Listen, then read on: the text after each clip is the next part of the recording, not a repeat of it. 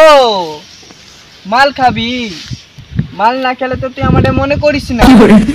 কোন 100 টাকা পাঠাচ্ছি, ওইটা যোগ করে তোর 100 টাকা দিয়ে দুটো বাংলা লিয়াই।